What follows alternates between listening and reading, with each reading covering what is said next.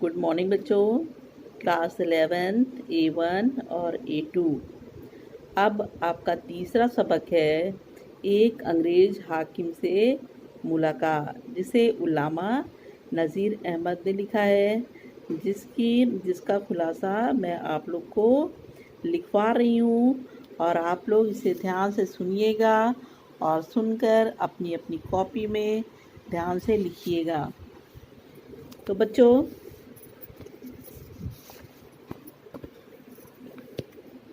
मौलाना नज़ीर अहमद कहते हैं कि अंग्रेज़ों से मुलाकात करने पर खुश होता हूँ। हफ्तों पहले इरादा करने के बाद मैं अंग्रेज़ अफसर से मुलाकात करने के लिए तैयार होता हूँ। मैं जानता हूँ कि वहाँ मेरे साथ कैसा सलूक होगा। एक दिन मुलाकात के लिए गया तो नौकर मुझको देखकर इधर उधर हो गए। मजबूरी के आलम में मैं बिन बुलाए ऊपर पहुंचा। वहां बैठने के लिए कोई चीज़ नहीं थी। आखिर खड़े खड़े वहां इंतज़ार करना पड़ा। जैसे ही एक चपरासी साहब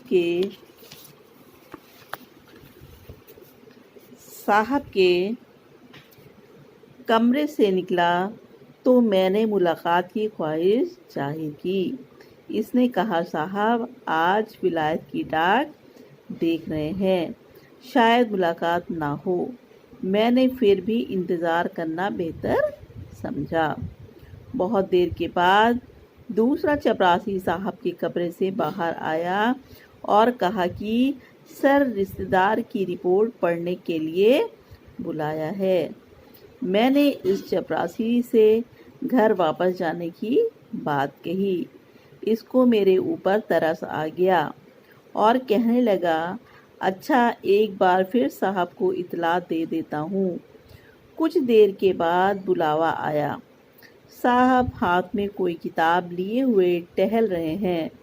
इन्हें मेरे आने का कोई एहसास नहीं। बहुत देर के बाद इन्होंने मुझसे कुर्सी पर बैठने का इशारा किया। इस वक्त रिश्तेदार हाजिर हुआ।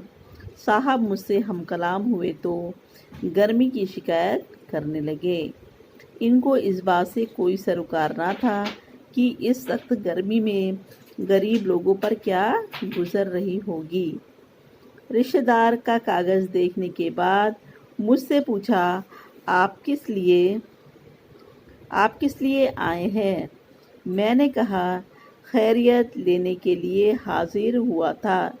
इसके बाद जब मैं बाहर निकला तो वो चपरासी जो बेरुखी का इजहार कर रहे थे मेरे इर्द गिर्द जमा हो गए और सलाम करने लगे। मैं जैसे ही बग्गी पर सवार होकर घर की तरफ जाने लगा तो वो भी मेरे पीछे पीछे आने लगे। बिला आखिर कोचवान से 1 रुपया लेकर इसकी पुड़िया पनाई और चपरासियों की जानिब फेंक दी। मैं सोचने लगा किस कदर बुरी हालत होती है एक अंग्रेज़ अफसर से मुलाकात करने में।